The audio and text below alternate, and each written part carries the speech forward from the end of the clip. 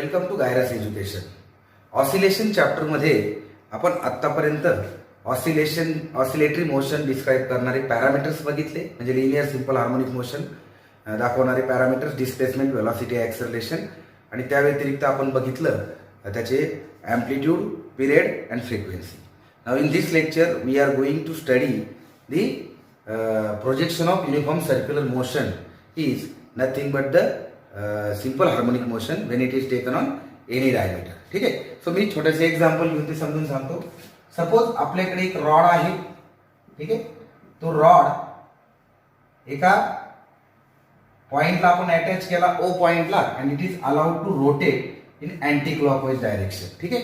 समजा तो रॉड हा पेन लाईक तो रॉड आहे आणि हा असा फिरतोय. आता जर समजा तुम्ही सर्कलच्या दोन्ही बाजूनी त्या रॉडवर जर लाईट टाकली अशी, ठीक आहे ना, like this parallel to X axis, जर तुम्ही त्याच्यावरती प्रकाश टाकला तर तुमच्या लक्षात येईल तर रॉडचं जी सावली पडतीये ह्या डायमीटरवर, ही जी सावली आहे ही सावली ह्या ओ पॉइंट होती पुढे मागं टू अँड फ्रो किंवा अप अँड डाऊन अशी मूव्ह होणारे व्हर्टिकल डायमीटरवरती, आणि रॉड जसा जसा सर्कलमध्ये फिरल ती सावली तशी त्या उभ्या लाईनवरती फिरल. म्हणजे ही जी मोशन आहे ती ऑसिलेटरी मोशन आहे. म्हणजे थोडक्यात काय की the projection of the shadow of this rod on the vertical diameter of this circle performs the oscillatory motion. Now we have to prove that this motion is simple harmonic motion. म्हणजे ही linear SHM असते हे आपल्याला सिद्ध करायचं आहे.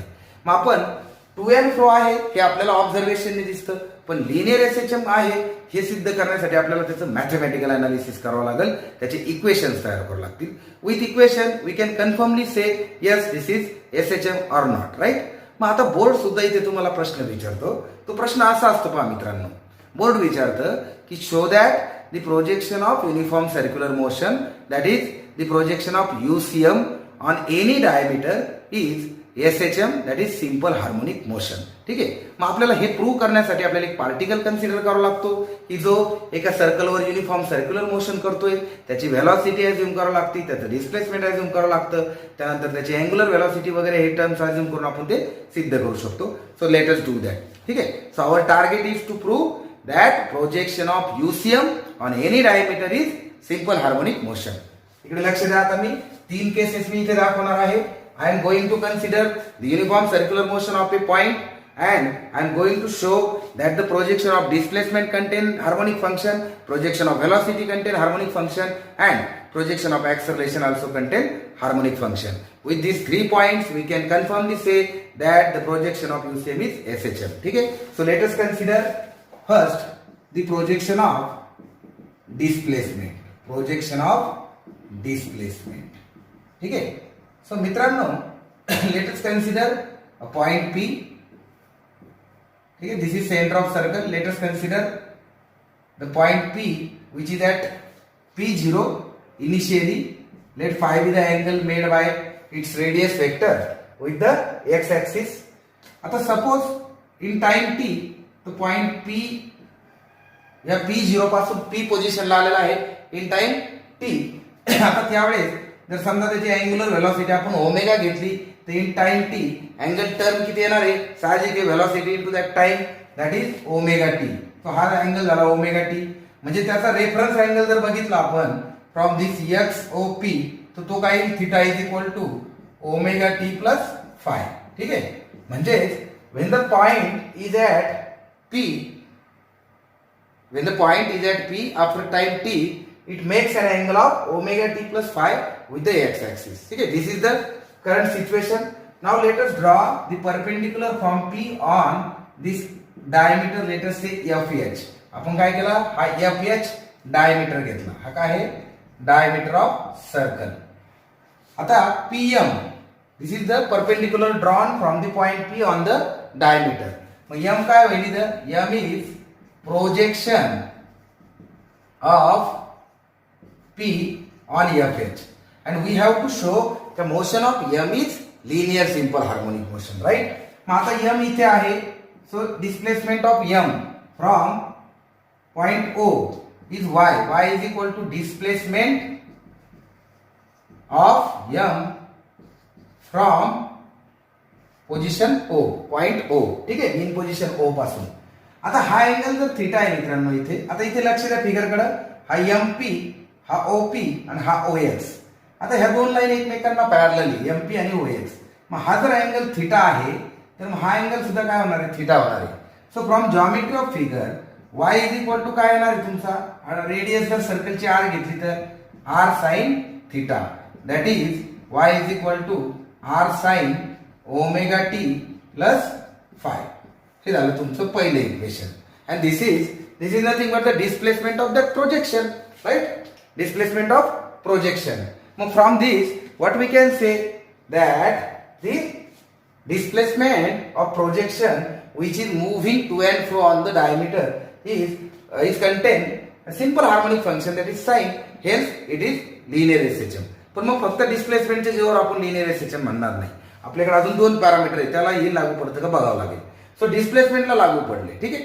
Now let us talk about the velocity, projection of velocity on the diameter. मग आपण आता व्हेलॉसिटीचे प्रोजेक्शन घेण्यासाठी काय करणार. So second point is projection of velocity of particle. ठीक आहे मित्रांनो, पार्टिकल करतोय circular motion about the centre, this is OP. आपण ही पोझिशन घेतली, let V be the velocity. आपल्याला माहिती सर्क्युलर मोशन करणाऱ्या पार्टिकलला व्हेलॉसिटी कुठली असते, ती असते टँजेन्शियल व्हेलॉसिटी. आता मी ह्या पॉइंटला एक पॅरलल व्हेक्टर ड्रॉ करतो व्ही. हा वेक्टर पॅरलल याला v which is equal and parallel vector. मी जर याला इथं असा परपेंडिक्युलर टाकला, so this will become my component of v along the diameter and which is nothing but the velocity of point M. ठीक आहे ना. मग मी आता हा V1 काढायसाठी काय करतो, हा अँगल माझा इथं थिटा आहे, हा थिटा आहे म्हणून हा जॉमेट्रिकली इथं किती थिटा येईल. So from this figure what is clear that V1 is equal to V काय येईल, हा आता इक्वेशन काय येईल, अलॉंग दिस लाईन रिझॉल्व करायचा म्हणून V cos theta, that is V काय आता इथे, since this is uniform circular motion, so V is equal to R omega. So it becomes R omega cos omega t plus phi. So this is the equation of velocity of projection. ठीक आहे ना. सो प्रोजेक्शनची velocity किती आली आता, R omega cos omega t plus phi. मग याचा अर्थ काय होईल का velocity of projection also contains a simple harmonic function, right. त्याच्यातही हार्मोनिक फंक्शन आहे कॉस. याचा अर्थ का व्हेलॉसिटी ऑल्सो प्रूव्स किंवा this equation also proves that movement of that M is linear simple harmonic motion. But still आपण आणखी एक parameter check करू, that is acceleration of particle, and from that we will prove that all the three parameters are containing the harmonic function. ठीक आहे. So let us see what happens about acceleration. So me acceleration तुम्हाला ह्या figure मध्ये दाखवू शकतो मित्रांनो. हा angle theta आहे, आपण इथून प्रोजेक्शन टाकलं होतं, हा तुमचा पॉइंट एम आहे, याचा ऍक्सलरेशन किती इथे AR which is directed towards the centre of circle. कारण UCM मध्ये फक्त कोणतं ऍक्सलरेशन असतं, रेडियल ऍक्सलरेशन, आणि त्याची व्हॅल्यू काय असती मायनस आर ओमेगा स्क्वेअर. हे आपण सर्क्युलर मोशन मध्ये शिकलेलो आहोत, रोटेशनल डायनामिक्स मध्ये शिकलेलो आहोत, right. So this is AR which is minus R omega square. आता ह्या AR चा हा जर अँगल इथे थिटा घेतला, तर याचा जर मी असा कॉम्पोनंट घेतला, तर हा component parallel to this component that will represent the acceleration of projection. हे एम पॉइंट तो ऍक्सलरेशन दाखवल which is directed always directed towards the mean position. लक्ष द्या, मी एरो पुढे काढलाय खाली. मग हा A1 इज इक्वल टू काय येणार मित्रांनो, A1 इज इक्वल टू येणार AR साइन थिटा. कारण इथे मी आता याला परपेंडिक्युलर डायरेक्शनने असा रिझॉल्व केलाय, हा एरो कुठे इकडे आहे, याला रिझॉल्व केलाय असा. So this is AR sine theta, that is minus R omega sine omega t plus phi. Now this is my acceleration of projection. So मित्रांनो, ऍक्सलरेशन ऑफ प्रोजेक्शन मध्ये पण साइन थिटा आहे. मग आता याच्यावरून काय लक्षात येतं की displacement y is equal to काय आलं माझं पार्टिकलचं, it is r sine omega t plus phi. Velocity काय आली r omega cos omega t plus phi. Acceleration काय आलं minus R omega square sine omega t plus phi. मग आता तिन्ही गोष्टीवरून मला एक क्लिअर झालं that my displacement, velocity and acceleration all contains the harmonic function, and hence the projection performs linear simple harmonic motion on the diameter SHM.